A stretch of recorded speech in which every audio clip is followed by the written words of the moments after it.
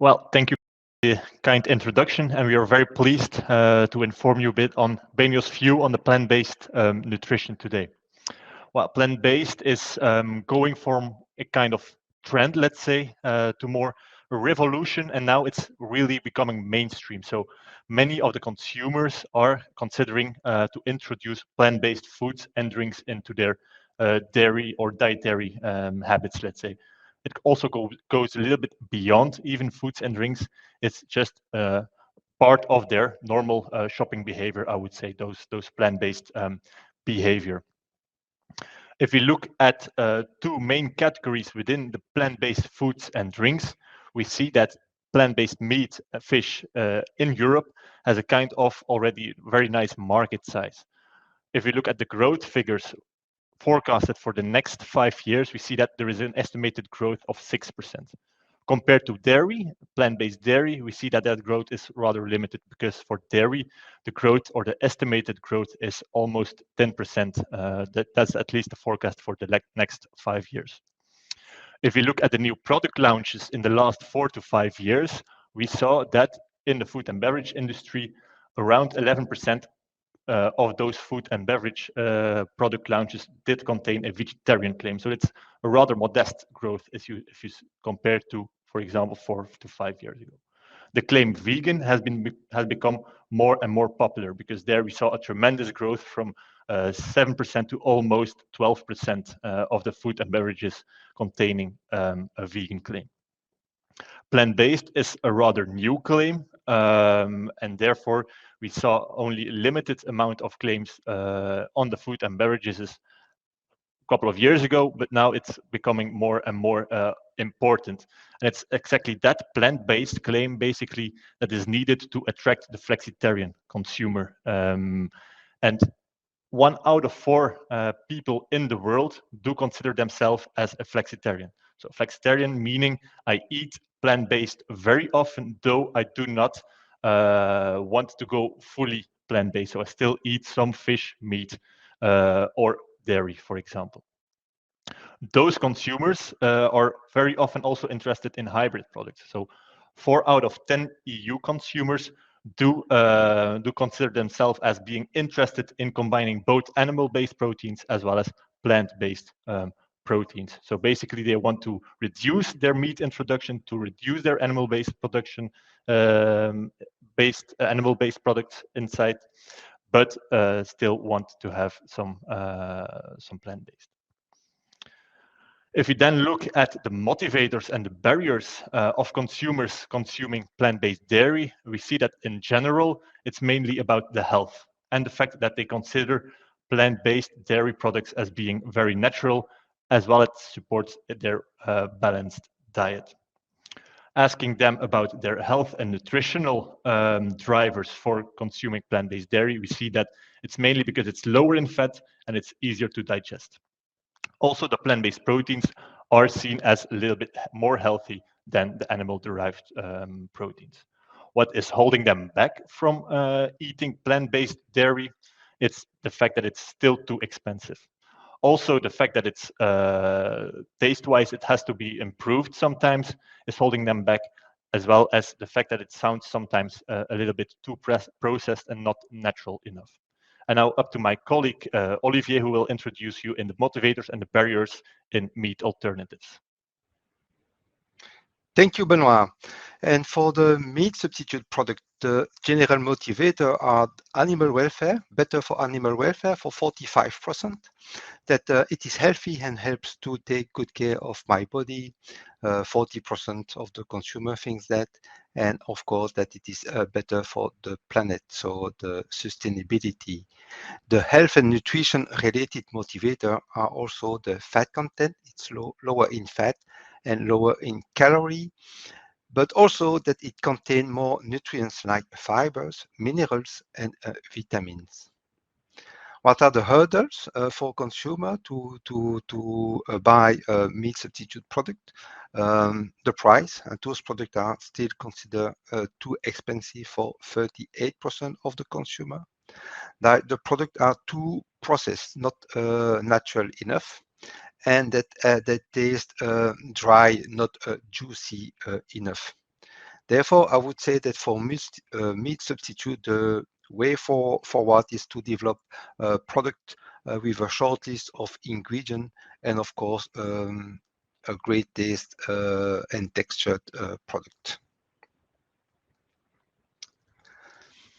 Let's have a look of the most convincing claims for flexitarians, both for meat substitute application and dairy substitute application. And many of them are quite similar, are the same, like natural ingredient, additive free, low environmental impact, high in plant-based protein, plant-based, no animal ingredients, high in fiber. Some of them are more typical for meat substitute, like low in fat, low in salt, meat-free, and other more typical for dairy alternative, like easy to digest, low in sugar, for example.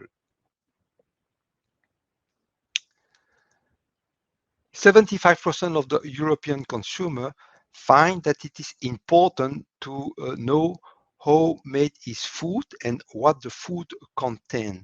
And since the pandemic, 57% of the European consumer pay more attention to the ingredient list.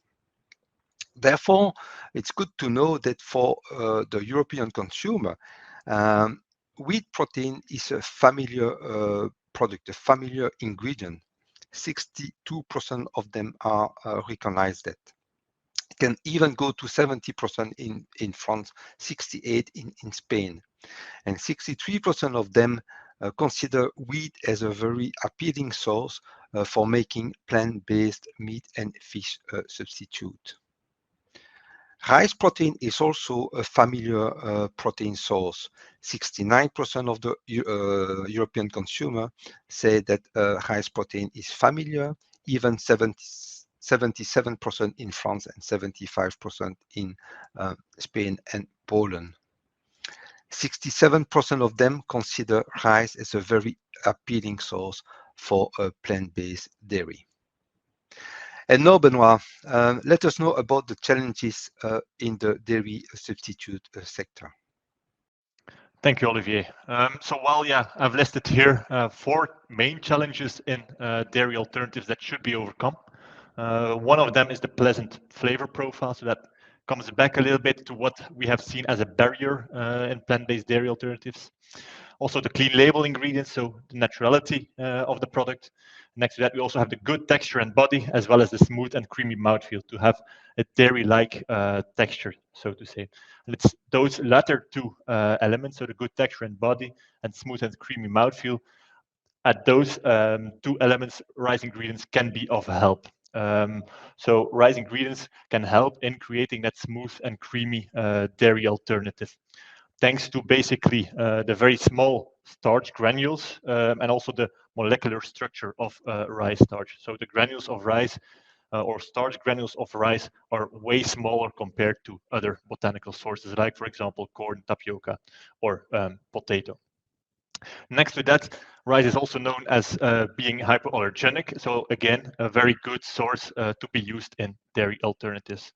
And then the last part is the fact that rice and rice starch in particular has a very neutral taste, has a neutral color. So there is no need to overcompensate with potential flavorings or colorants. So basically there we see again that rice ingredients, so rice flour and rice starches, are the best or a very good fit for a wide range of dairy alternatives, going from fermented desserts, frozen desserts, as well as plant-based drinks.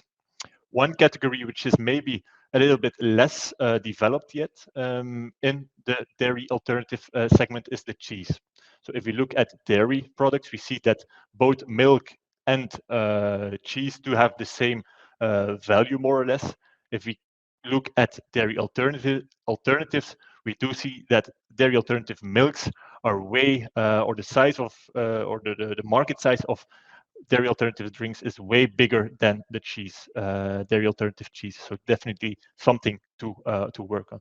Also something that we worked on at BENEO, and that's we developed several recipes for plant-based cream cheeses, as well as plant-based desserts containing alternatives for cheese. One of them is basically the vegan cheesecake. We developed a very nice and tasty recipe for a vegan cheesecake. So a cake with crumb, and then the cheesecake itself does contain 3 BENEO ingredients basically.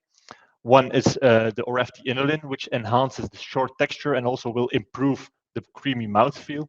Next to that, we also included rice flour as well as rice starches to ensure a smooth and pleasant mouthfeel and a very set texture. So you can see an ideal fit for this very nice and tasty vegan cheesecake. And now up to Olivier to enlighten us on everything which has been developed in the meat alternative segment. And the challenges in the meat substitute segment to develop a great meat substitute product. First of all, I want to speak about the texture and taste. Great taste and texture are very, very important to have successful product.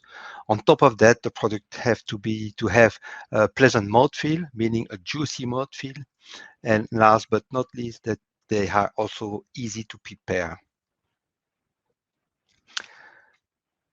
Let me mention the benefit of using textured wheat protein for creating great tasting meat substitute. But first of all, already mentioned that wheat protein have a good perception by customer, being a well-known and local crop with a natural and healthy image. It's a good source of protein rich in many amino acids. The taste is neutral, so textured wheat protein have the reputation of being the most neutral taste protein in the market. Also, they can achieve a good meat-like texture, chewable texture. They are user-friendly, meaning that the hydration is fast, they are stable to freezing and thawing, and they are suitable in a wide range of application. Last and not least, they are affordable. The range of application, it goes from beef imitation, burgers, patties, chicken imitation, mainly nuggets, but also strip and fillet, fish imitation, like fish sticks and fingers, tuna imitation, sausages, frankfurter types, white pudding types, country style, merguez, and ready meals, lasagne, chili sin carne, stir-fried, or shepherd pies, to cite a few. What are the next steps, I would say, in this market? First of all, let's speak about the food service sector. So many food service restaurants already have a plant-based product on their menu, but some of them even dedicate plant-based restaurant. The local and regional sourcing is gaining importance, also with product fitting daily routine and meeting convenience. Meat hybrid, it's also a product which could attract in the future more consumer in the category. And finally, plant-based food. Expand the choice of plant-based food beyond the sticks and fingers. Example of recipe. First one being vegan merguez, using textured wheat protein at 32%. Of course, the hydration water, some oil for the juiciness, and then minor ingredient like the merguez spices, methyl cellulose, and salt. This recipe provides a meat-like texture, a juicy mouthfeel, a nice taste, and the claim high in protein is possible depending on the local regulation. Another recipe is the vegetarian chicken fillet, again with textured protein, oil, and also pre-cooked rice starch to increase the viscosity of the dough. Other ingredients being egg white powder, chicken flavor, and salt. The benefit of the recipe is the tenderness, the juiciness, the taste, the white color. It's a clean label recipe and a recipe high in protein. Let's conclude, and we can say that plant-based food is more than a trend. It's an ongoing social development in the population. It is a high-growing market segment boosted by flexitarian consumers. The main drivers are health, animal welfare, sustainability, and naturality. Rice-based ingredients offer plenty of solutions for dairy substitute application, and textured wheat protein is a well-known source of protein, showing many benefits for the development of meat substitute products. Thank you for your attention, and back to you, Oliver, for some questions. Thank you very much, Olivier and Benoit. Quick question. So, what new proteins are in the pipeline? You've talked about rice and wheat. Yeah, which new ones are in the pipeline, and which of these are well perceived by the consumer, perhaps not so well perceived by the consumer, and how will these help overcome some of the barriers in this market that you've identified? Who wants to go first? Leave that up to Olivier to answer. But you know that pulse protein are becoming more and more popular. So we see this range of protein, pea protein, already present on the market since a few years, but also lentils and faba bean protein as being also protein for the future, being also non-allergenic and so meeting a customer request. Yes. And one of the challenges for plant-based proteins is to match the nutritional profile, so the amino acid profile of animal-based proteins, for example. Tell me more about what solutions do you see here? Well, let me take that one. Yeah, that's true. That's one of the challenges, let's say. I think one of the potential solutions there is combining plant-based proteins. If you look, for example, at rice protein, which is well perceived by consumers, as we saw in Olivier's slide, we see that the amino acid profile as such is quite complete. However, some deficits for lysine. If you look then, for example, at pea protein, on the other hand, we see that pea protein is high in lysine, but has some other deficits. And from our own research, let's say, we saw that combining both proteins, both plant-based proteins, so rice and pea, might lead to a complete protein, a complete plant-based protein, which is then matching the needs of an adult, for example. And how would consumers find that mix of proteins? Do they care? I think if you communicate in a good way that you combine those proteins to enhance the nutritional profile, and also knowing that both rice and pea are well perceived, I think the consumer are definitely open for that. What about one of the other barriers you identified, namely cost? How do you see that being overcome? I think that cost for the time being is also the higher cost is also because the company have to also amortize the R&D work which was done to develop the product. Also using new ingredients which are maybe more expensive, but that will be, let's see, in the future, probably that the cost will go down also with the increasing competition. What about sustainability? How important is it that plant-based products are perceived as sustainable, and how are you producing your products in a sustainable way?